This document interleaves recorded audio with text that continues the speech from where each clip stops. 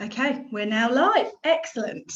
Lovely. Lovely. Welcome. This is an interview with the wonderful Paul Smith, who is a medium and a friend of mine who lives just 5 minutes away, don't you, Paul, around the corner? Not that we can see each other at the moment. Paul, could you just start by introducing yourself and telling everybody what you do, please? Good afternoon, everybody, and lovely to be here. I work as a clairvoyant medium. I work mediumistically and I work psychically as well. And I have done for quite a few years now. I work in London and I teach, I do dems, I do one-to-ones. I do anything that I can, which is in that spiritual realm, because it just gives me such pleasure. I understand that is a fantastic experience for all of us, isn't it? So how did you start on your journey? Would you say there was a calling, or how did you start? Sort of in two ways, I suppose. All my life I've been aware of spirit. I've been aware of things going on. Most of my life, the larger part of it, I was aware of it, but I never wanted to put a proper handle to it. I didn't want to put a name to it. So you tend to go with it. But I've always worked a lot on intuition. I've always tried to have a good insight into people. And I think the values that I've had, I do hope people would agree that they've always been a spiritual set of values. But then about 19, 20 years ago, my daughter was born, my last child. We have lots. Six, that is lots. That's lots. My last daughter was born, and I nearly lost my wife and my daughter during that experience.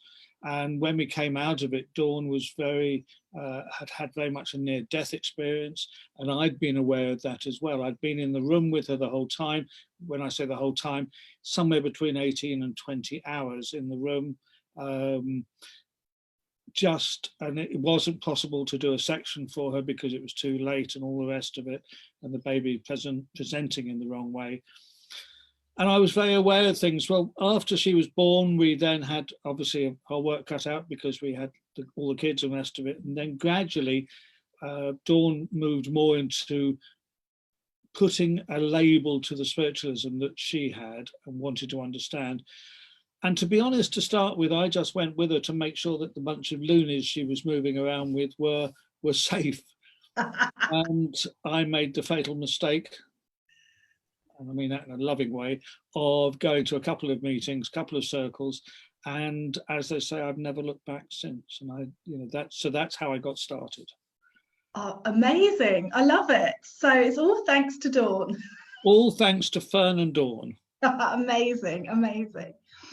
Okay, so that's a pretty profound experience you're talking about there. But can you share with us one of your most profound experiences when working with spirit? It's always a fascinating question, that one. And yes, I did get a briefing on the questions. And yes, I tried to work it out. But I'm going to just say, to start with, when I work with somebody, sometimes it works better than others. Any medium will tell you that. And that is the truth of the matter, because sometimes spirit will want to come through stronger, sometimes they won't, whatever it is. And maybe it's me, maybe it's spirit, whatever. But my profound experiences come when I get that total moment of look on the face, the sense in the room, when I can see that I've touched somebody. I worked in London one time with a lady, and I was working with her, and she was a lady in her late 30s, mid 30s, something like that. And it was her mother who had come through. And I said to her, I really don't understand, but it was one of the, I think it's a Holbein, one of the paintings, one of the classic paintings of that sort of period, kept coming into my mind. And I said, look, I'm going to chuck this in because I really don't know where it's coming from. And it was totally out of everything else. So I gave it to her, and she said, yes, my mother spent years writing a book about that sort of that artist and that picture. And it taught me that, and I find with me, it's the it's the Y ball. It's the one that comes in flying in, and I think to myself, don't be so silly. You can't say that. That spirit are not testing me. That I should know that by now. But it's like for most mediums, it's that moment of realization of trust. Mm-hmm. And that's quite a good way of putting it, realization of the trust. We can all say I trust spirit, and I'm sure every medium does, but that complete realization that you can trust them. Yes, I know exactly what you're talking about. That's Yes. an amazing story. I bet you blew our socks off. Yes, and that's the other thing. And I come away from them sometimes or one-to-ones, and I feel almost guilty because I've managed to do something like that. And I'm very determined that I don't let ego get in the way, because that's something spirit won't work with and doesn't like, and I dislike. Mm-hmm. But I've also realized that they don't mind if you come away feeling pleased with yourself if you've done it properly. That's not ego, that's human. Doing a good job, yeah. Nothing wrong with ego as long as the ego is kept under control. Of course, indeed. And I think that's a battle so many of us mediums face, wanting to do it the right way, but not wanting to be overtaken by that ego. But you need it to push you forward and get you to do stuff. Yeah, it is. Yeah. Okay, brilliant. So tell us a little bit about your work for the Spiritualist Association of Great Britain, which I think is what you're referring to when you're talking about going up to London. Yeah, I work for them in London. They're based these days in Battersea, although they've been based all over central London, far more central in the past. They're the oldest Spiritualist association in the country, older than the SNU or any of the others.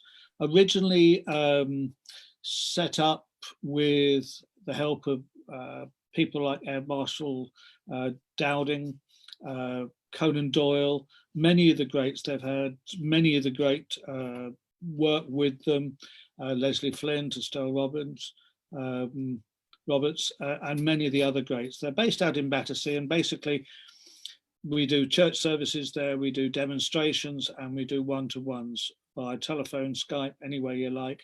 And those draw people in because of the age of the organization from all over the world. So you can be working with people from Japan, America.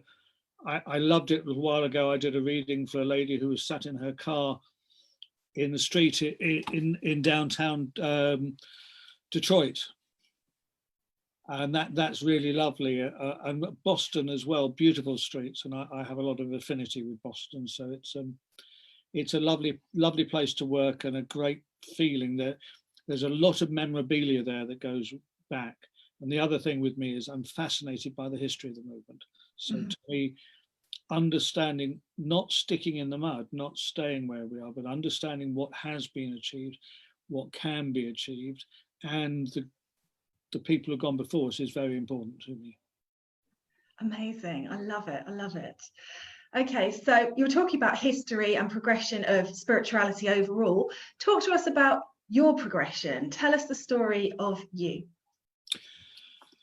In terms of my working, when I started, I was like most people, I was very skeptical and very nervous. The concept of meditation was one that I really didn't completely understand. And so when I started to meditate, it was necessary to learn that there were no rules, in a way, that it was just something you do yourself. And I've heard so much rubbish spoken about it. So that was a fascinating path in itself. The number of people who tell me they can't meditate. There isn't a person that you can't get to meditate in some way or other, or get them to understand that that's something they've done all their lives anyway.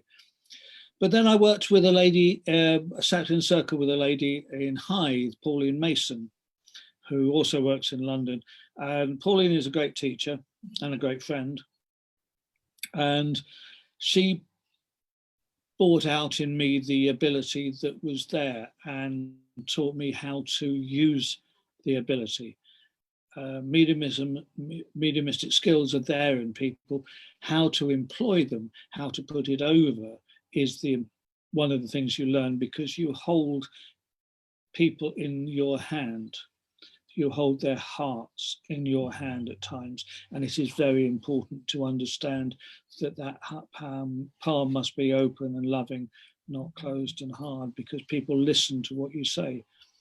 So I developed that way. I did a lot of study of the history. I went on various excursions.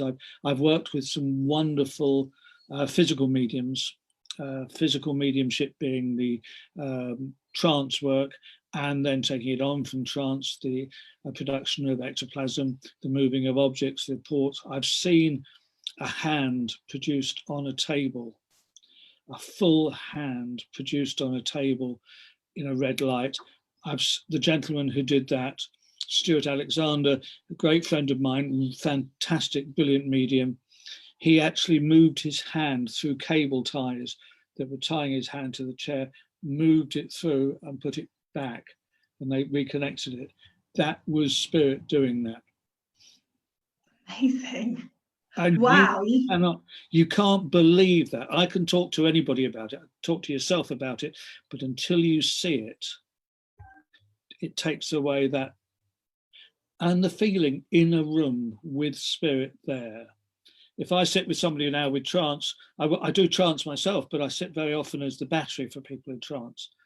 I can feel when spirit's coming and around. It also gives me the ability to make sure that I'm happy that that's what is happening. And you know what I mean by that. Yes, indeed. Oh, amazing. I can't believe it. I wish I'd seen a hand. I want to see that. That's on my to-do list now.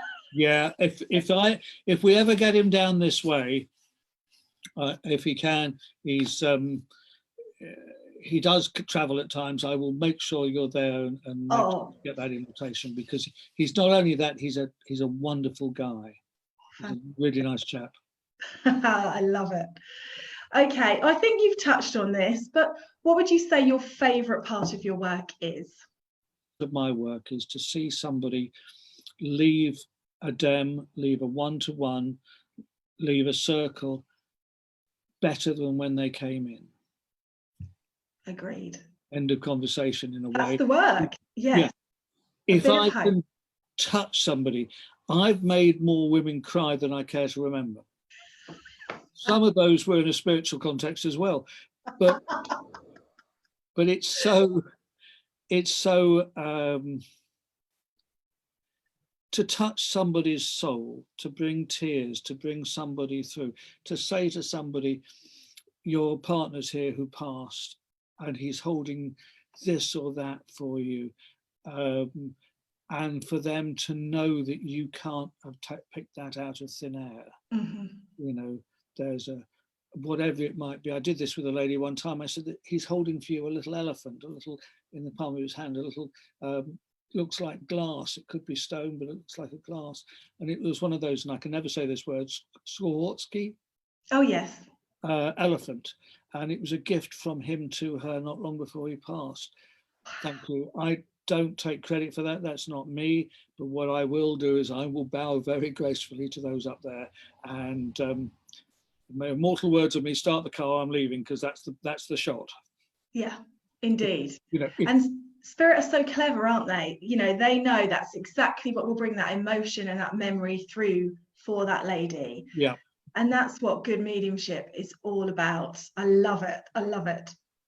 Okay, if you could go back in time to when you first started and you first started opening up to spirit, what advice would you give yourself?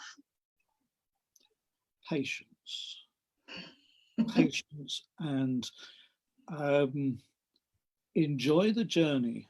Don't seek a destination. Mediumship is never, ever going to give you you're never going to finish the journey until you go upstairs and you understand exactly what's going on. So enjoy the learning stages, learn what you can. It isn't something that you can rush. They will give it to you as and when you are ready, as and when you need it, as and when you are able to use it properly. And let me add as well, when I say they will give it to you, they will, but they will also take it away if you don't use it in the way that you were for the reason and in the way you've been given it. So it's just, you get people who come to circle. I'm sure you've seen it, Hannah, where they'll come to circle and, you know, I've got 2 weeks and I need to do this. I did some readings with a group of people a while ago, and one of these people had been on a course for a weekend and she was there to give readings. It's wrong. It's wrong because the messages won't be complete. It's wrong because you're dealing with somebody's heart, somebody's loved ones. Spirit will want to come through if they can, but they can't because knock, you're not listening, you're not understanding. It does. If it takes a week, if it takes 10 years, Colin Fry developed very, very quickly. Others will take years. Stuart Alexander, I told you, a friend of mine, he developed as a trance medium. He doesn't work clairvoyantly, he works as a trance clairvoyant medium. But that was over a period of 20 or 30 years. 20 or 30 years. Now, you wind the clock back, and all the mediums did that. Yeah. All of the great mediums. There was never a case of suddenly, oh, last plaque, I'm a medium now, off we go. It was something that developed. Many were taken struggling to it and had to be dragged back to it at times. But no, so that's. I completely agree. And there's no shortcut that you can take. There's no bypass when you're working the right way with spirit. You've got to do the work. You've got to integrate the learnings. And that takes time and practice and effort and commitment. And yeah, but with that time, practice and effort and commitment comes a wonderful journey. And if you want to ride that journey, look out the windows and enjoy the scenery as it goes past. That's quite enough. Write that down. That's a nice way of putting it. I know, that was beautiful. I'll settle for that one. But it is important because that's your journey. That's what you learn. Pauline and I and Dawn and others, we used to go to Cobra Hill, which is a place the other side of up near Whitby, right up north, and we'd do this course for a week, and this was physical mediumship, and there'd be lots of people there, and lots of people from very strong old families, medium families, and just to be in their presence, to work with somebody who's sat for 20 or 30 years to get where he is, to understand why you do this or why you do that, to cut through the rubbish that you get in some places. It so annoys me. Some of the showboating, some of the rubbish. What I do is very simple. I just sit here. I don't do anything particularly apart from open my mind and